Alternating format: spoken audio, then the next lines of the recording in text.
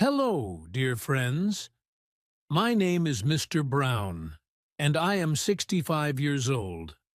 I've spent most of my life teaching English, and today I want to share with you some of the easiest and quickest ways to learn this beautiful language. But before we start, there's something I must tell you.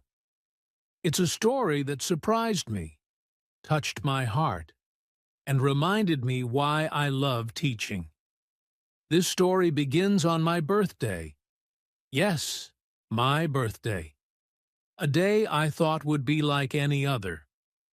But that morning, as I sipped my coffee and looked out the window, something special happened. I received a letter. Not an ordinary letter, mind you. No. This letter was from someone I hadn't heard from in years.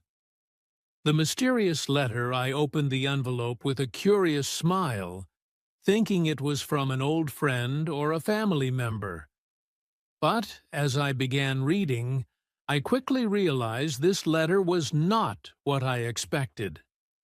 The letter was from a successful CEO, someone managing a large company in an English-speaking country. I remember feeling confused. Why would a CEO write to me, a simple language teacher? The letter started with words of deep gratitude. It spoke of challenges, fear, and eventually triumph. And then, suddenly, it hit me. This wasn't just any CEO. This was one of my former students. I paused, my heart beating faster. Memories flooded back, memories of a young, nervous student sitting quietly at the back of my classroom, avoiding eye contact and barely speaking a word. Flashback to the past, I remember it clearly now. Years ago, this student, let's call him Sam, walked into my classroom looking defeated. Sam was terrified of speaking English. He'd stumble over words, his face would turn red, and he'd look down at his feet, hoping no one would notice. It was painful to watch because I could see he was smart, full of ideas and potential, but fear held him back. One day after class, I noticed Sam sitting alone. I walked over to him and asked, "Sam, why are you so afraid of speaking English?" He hesitated, then said softly, "I'm afraid people will laugh at my mistakes." I nodded, understanding his fear. I had seen it many times before, but I knew I had to help him overcome it. I began teaching Sam some simple yet powerful techniques. We started with mirror conversations. "Every night," I told him, "stand in front of a mirror and talk to yourself in English. Pretend you're speaking to a friend, or even to me." It sounded strange, but I assured him it would help. Speaking to his own reflection allowed him to practice without fear of judgment. He could make mistakes, correct himself, and build confidence little by little. Next, I introduced role-playing. I asked Sam to imagine different situations, ordering food at a restaurant, asking for directions, or even having a job interview. We practiced these scenarios in class, and I encouraged him to use them outside with real people whenever he could. At first, he was reluctant, but over time, he became braver. I could see the fear in his eyes slowly fading. The changes didn't happen overnight, but little by little, Sam grew more confident. His voice grew stronger, his sentences became clearer, and he started to smile when he spoke English. He even began helping other students who were struggling. I watched with pride as Sam transformed from a shy, anxious learner into a confident, capable speaker. And then, one day, Sam graduated and left my classroom. I was happy for him, of course, but also a little sad. I had no idea what the future held for him. Now, here I was, years later, reading this letter from Sam, who had become a CEO. I could hardly believe it. As I read on, I learned that he now managed a large team of English-speaking employees. He wrote about how he'd felt afraid, just as he had in my classroom, but how he'd used the same techniques I'd taught him to succeed in his career. In his letter, Sam thanked me again and again. He wrote, "Mr. Brown, your lessons changed my life. You didn't just teach me English, you taught me how to believe in myself." I sat there for a long time, holding that letter. My heart felt full, and I was overwhelmed with gratitude. And now, I want to share this story with you because I believe you too can overcome any challenge. Learning English may seem hard, but remember, it's not just about the words and grammar. It's about finding the courage to speak, to try, and to make mistakes along the way. So, my dear students, if Sam could go from a shy, fearful learner to a successful CEO, then you too can achieve anything. Let's get started, and let me show you the same techniques that helped Sam find his voice. My secrets to learning English quickly. Now that you know a little about me and my journey, let's talk about the journey you're on, the journey to learning English. I know it can feel hard, even impossible at times. Maybe you feel nervous about making mistakes, or maybe you think you'll never remember all those new words and rules. I understand, and believe me, I've seen hundreds of students struggle with these same problems. But here's what I've learned. With the right methods, anyone can learn English quickly and easily. So today, I'm going to share my secrets with you. These are the techniques I taught Sam, the same techniques that changed his life, and I believe they can change yours too. Let's go step by step through the main challenges and how to overcome them with some of my special, miraculous methods. One of the biggest challenges for English learners is the fear of speaking. I know many of you feel this way, scared that people will laugh at your mistakes or that you'll forget the words you need. But remember, Sam once felt the same way. Let me show you the method I taught him. Every night, I encouraged Sam to stand in front of a mirror and pretend he was speaking to a friend. You might be wondering, why a mirror? Here's the secret. The mirror helps you face your own reflection, creating a safe space where you can practice without fear. When you speak to your own reflection, you don't feel judged, so you can experiment and make mistakes without worry. Imagine you are introducing yourself, talking about your day, or even practicing ordering coffee at a cafe. For example, "Hi, my name is Brown. Today, I went to work and learned something new. I had lunch with a friend. Tomorrow, I plan to visit my new friends." This technique helped Sam gain confidence because he could see himself speaking, improving little by little every day. After a few weeks, he felt more comfortable speaking in front of others.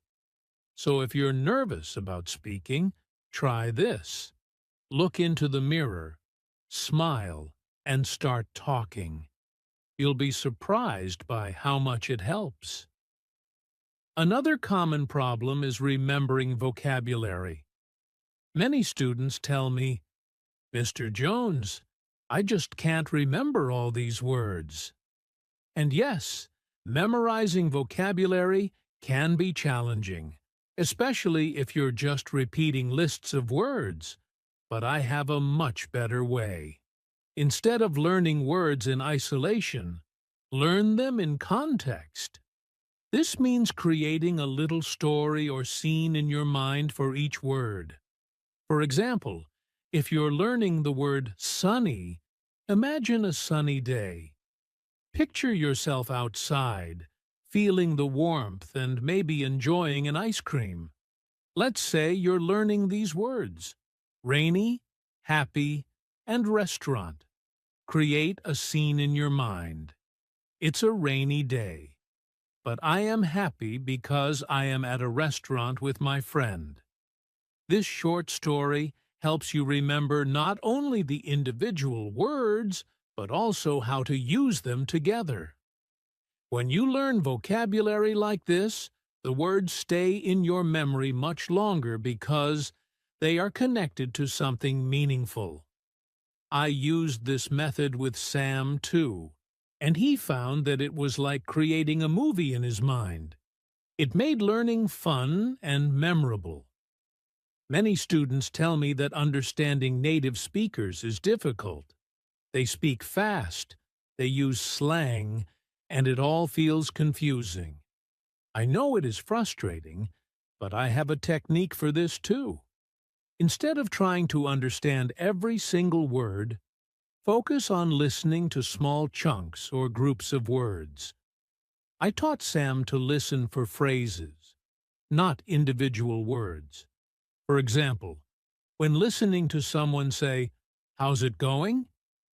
Instead of worrying about each word, just think of it as one phrase that means, "How are you?" Example: I used to play short clips for Sam from movies or TV shows, pausing after every phrase to explain what it meant. Try it yourself. Find a short clip in English, listen to a few seconds, and then repeat what you hear. Don't worry about perfect pronunciation at first. Focus on getting the rhythm of the language. With practice, Sam started understanding not just individual words, but the overall meaning. He became more comfortable listening to English because he stopped stressing over every little word and learned to listen for meaning instead. Fluency is the ability to speak smoothly without too many pauses or hesitations. Many students feel stuck, like they know the words, but can't get them out quickly enough. Here's a secret. Shadowing is a powerful method where you listen to someone speak in English and then repeat what they say immediately, almost like an echo. This technique helps you get used to the natural speed and flow of English. Example: find a short sentence or two, listen to it, and then try to repeat it as closely as possible. Let's say you hear, "Today is a beautiful day, and I'm excited to go outside." You repeat it right after, trying to match the speed and tone. This method helped Sam speak more naturally and confidently. He practiced shadowing with short sentences every day, and soon he could speak without overthinking each word. Fluency is all about practice, and shadowing is one of the best ways to practice without feeling pressured. Learning English can take time, and it's easy to feel discouraged. Maybe you've had days when you wanted to give up. I understand that. I've seen it in many students, including Sam. But I have one last technique for you. A simple yet powerful way to stay motivated. I encouraged Sam to celebrate his small wins every day. Learning a language is like building a wall. Every new word, every practice session is another brick. You don't need to reach perfection overnight. You just need to keep adding bricks. Example: at the end of each day, think of one thing you did well in English. Maybe you remembered a new word, or maybe you spoke to someone in English, even if it was just for a few seconds. It's a win. Write it down and feel proud of yourself.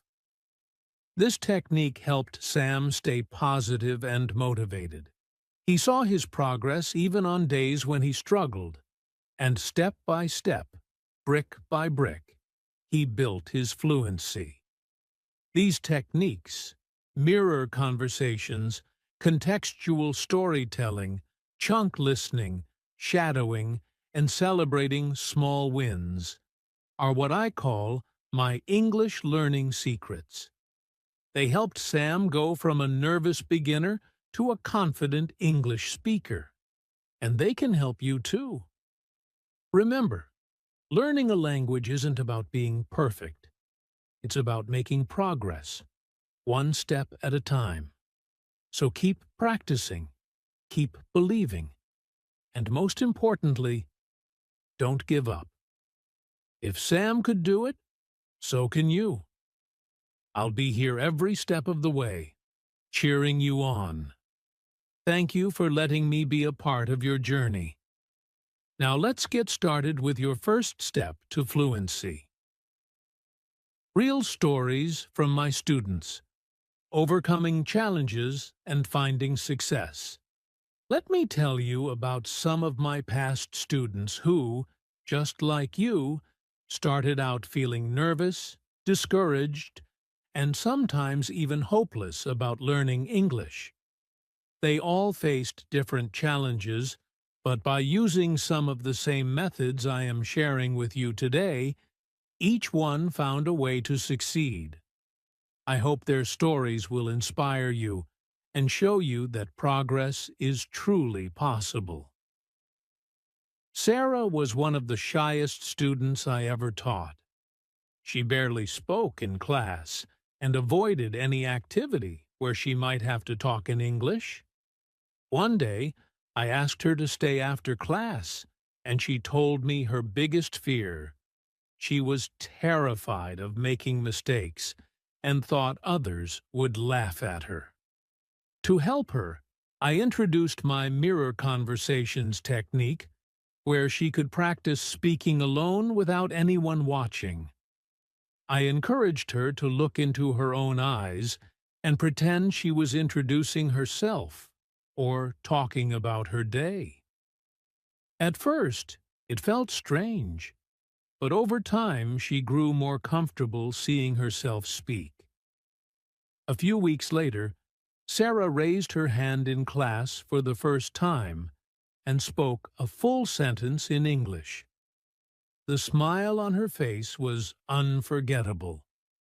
Now, Sarah works in customer service, speaking with English-speaking clients every day. She often tells me how that small, simple technique gave her the courage to keep going. Reza, another one of my students, struggled a lot with vocabulary. He would often say, "Mr. Jones, I can learn words one day, but the next day I forget them all." He was frustrated and felt he'd never have a big enough vocabulary to hold a real conversation. So, I introduced him to the contextual storytelling technique. Instead of memorizing long lists of words, I asked him to create little stories using the new words he learned. One day, we practiced with words like rainy, happy, and restaurant. Reza made up a story about going to a restaurant on a rainy day and feeling happy because he had his favorite meal. Suddenly, the words stuck. After a few months, Reza was creating and telling full stories in English, and he didn't need to keep going back to his notes to remember the words. He used this technique throughout his studies and now works as a tour guide, using English every day. Fatima was always worried about understanding native speakers. She told me that every time she tried listening to English speakers, it sounded like they were speaking too fast. and she felt lost. She was scared to even try having a conversation. I suggested that she use the chunk listening method. We started with short clips from TV shows and broke them down, focusing on small groups of words or chunks instead of individual words. Little by little, Fatima learned to listen for meaning rather than stressing over each word. After a few months, she told me something amazing. She had her first conversation with an English-speaking friend. Fatima said she was still nervous, but because she was listening in chunks, she understood most of the conversation. Today, she's studying abroad and speaks English daily with confidence. She said learning to focus on chunks gave her the power to understand English speakers without feeling overwhelmed. Ahmed was a bright student, but often hesitated when he spoke. His sentences came out slowly because he was worried about getting each word right. He told me he wanted to speak English like a native, but felt stuck. I introduced Ahmed to shadowing, where he would listen to short English sentences and repeat them, matching the speed and intonation of the speaker. At first, it was tough, but Ahmed was determined. He practiced every day, mimicking the rhythm and tone of the sentences. Gradually, his speaking became smoother, and he gained confidence. Ahmed now works at an international company, and his colleagues often compliment him on his fluent English. He once told me, "Mr. Brown, shadowing changed everything. It helped me speak naturally without overthinking." His success was proof that with the right practice, anyone can sound fluent. Layla's biggest challenge was motivation. She was eager to learn, but felt discouraged by how slowly she was progressing. She said, "Mr. Jones, I feel like I'll never be able to speak English well enough." To help her stay motivated, I introduced the concept of small wins. I encouraged her to celebrate even her smallest achievements, like remembering a new word or successfully asking for directions in English. I told her to write down these wins in a journal each day. A few months later, Layla showed me her journal, filled with dozens of small wins. She said, "I didn't realize how much I was improving until I saw it all written down." Layla went on to travel to several English-speaking countries and could communicate confidently wherever she went. For her, those small wins kept her moving forward and reminded her that every bit of progress mattered. Each of these students had their unique challenges, but with the right techniques and a lot of persistence, they found their way. They didn't become fluent overnight, but step by step, they built their skills and gained confidence. Just like Sarah, Reza, Fatima, and Layla, you can overcome your fears and succeed in learning English. Remember, progress is a journey, and every small step brings you closer to fluency. So take these stories as a reminder that you're not alone. You have your own path to follow, and if you keep practicing and believing in yourself, one day you'll be telling your own success story. I believe in you, and I'm here to support you every step of the way. Mona was one of the most intelligent students I had, but she was also incredibly shy. She had a deep fear of making mistakes, and this fear kept her from participating in class. Mona would often sit quietly in the back, nodding along, but never speaking up, even when I encouraged her to. She told me that every time she tried to speak, she worried that she would sound silly or make people laugh. I knew that overcoming this fear was crucial for Mona's progress, so I shared a technique I call fail forward. I explained to her that mistakes are a natural part of the learning process, and that each mistake was an opportunity to improve. I told her a story of how, when I first started learning Spanish, I felt embarrassed whenever I made an error, but those moments were the ones that helped me learn the most. To help Mona practice speaking, I asked her to take part in mini speaking challenges. These were short exercises where she had to speak for 1 minute about a topic, even if she made mistakes. I emphasized that the goal was to express herself, not to be perfect. At first, Mona was hesitant, but she agreed to try. She started with simple topics like introducing herself or describing her daily routine. Each time she completed a mini-challenge, I celebrated her effort, reminding her that it was more important to practice than to be flawless. Slowly, Mona began to feel more comfortable and less afraid of making mistakes. A few months later, Mona gave a short presentation in front of the class, something she never would have dreamed of doing at the beginning. She was nervous, of course, but she did it. And her classmates were incredibly supportive, cheering her on. From that day forward, Mona became more confident, and her speaking skills improved dramatically. Today, she is studying in an English-speaking country, living her dream of working in international relations. Ahmed came to me with a strong understanding of written English. He could read and write with ease, but when it came to listening, he struggled. He found it difficult to understand spoken English, especially when native speakers spoke quickly. He would often ask me, "Why does everything sound so fast? I can't keep up." To help Ahmed, I introduced him to a technique I call active listening. This method focuses on not just hearing the words, but actively engaging with the content. I told him to pick one audio clip a day.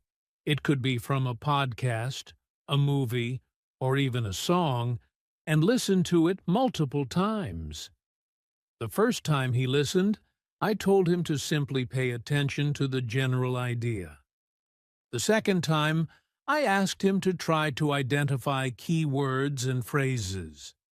The third time, I asked him to summarize what he understood. The goal was not to catch every single word, but to grasp the overall meaning, which would help him develop his listening comprehension. Ahmed was skeptical at first. He had been used to listening passively, thinking he had to catch every word to understand the content. But he trusted the process and stuck with it. Over time, he started to notice patterns in the way native speakers used certain phrases and expressions. His confidence grew, and so did his listening skills. One of the biggest breakthroughs came when we watched an English movie together. I turned off the subtitles and asked Ahmed to watch without them. At the end of the movie, I asked him what he understood. He was surprised at how much he could grasp without relying on the subtitles. It wasn't perfect, but it was progress. Today, Ahmed is not only an active listener but also a mentor to others in his community, helping them improve their English listening skills through the same methods that worked for him. Layla was an advanced student with a strong vocabulary and grammar knowledge, but she struggled with pronunciation. She told me, "I know the words, but when I say them, they don't sound right. I feel like I'm not being understood. Pronunciation is one of the trickiest parts of learning any language, especially when the sounds are different from your native language. To help Layla, I introduced her to the technique of intonation practice. I explained that intonation, the rise and fall of your voice, plays a huge role in how natural and clear your speech sounds. I asked Layla to listen to short sentences or phrases, paying attention to how the speaker's voice changed. For example, we focused on how questions tend to rise in pitch at the end. What time is it? And how statements usually fall in pitch, e.g., I'm going to the store. She practiced repeating these sentences, focusing on matching the rhythm and intonation. At first, Layla found it difficult to match the tone. Her intonation was flat, and it made her sound robotic. But I encouraged her to keep practicing, and we used music as a tool. We would sing short English songs together, emphasizing the natural rise and fall of the notes. This made the process more fun and less intimidating. After a few weeks of practice, Layla's pronunciation improved significantly. She was able to communicate more clearly, and people no longer asked her to repeat herself. One of her proudest moments came when she gave a presentation at a conference, and her colleagues commented on how clear and confident she sounded. Yara was a student who struggled with remembering new words. She would learn a list of vocabulary for a test, but within a week she would forget most of them. She said, "I know the words when I see them, but I forget them when I need them." To solve this, I introduced Yara to a technique I call contextual connections. Instead of memorizing isolated words, I encouraged her to create associations with the words by linking them to something she already knew. For example, when learning the word brilliant, she could associate it with a famous scientist or celebrity she admired, thinking of them as brilliant in their field. I also suggested that she keep a vocabulary journal, not just for definitions, but for sentences and scenarios where she could use the words.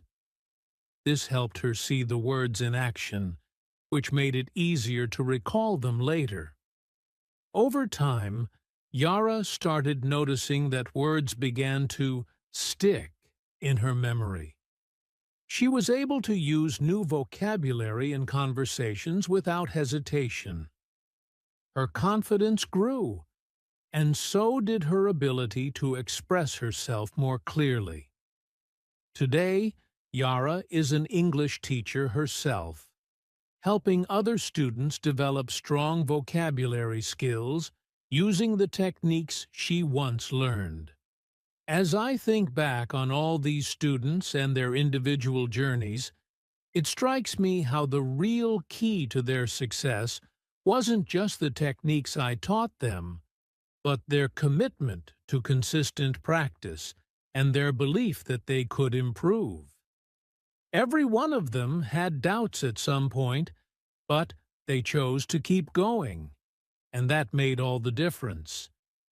It's easy to become discouraged when progress feels slow or when you face obstacles along the way. But remember, the path to fluency is not linear. There will be ups and downs, but with patience and perseverance, you'll continue to grow. And even when you feel like you're not improving, take a moment to reflect on how far you've come. Just like Mona, Ahmed, Layla, and Yara, you too can overcome your challenges. The techniques I shared with my students can work for you as well.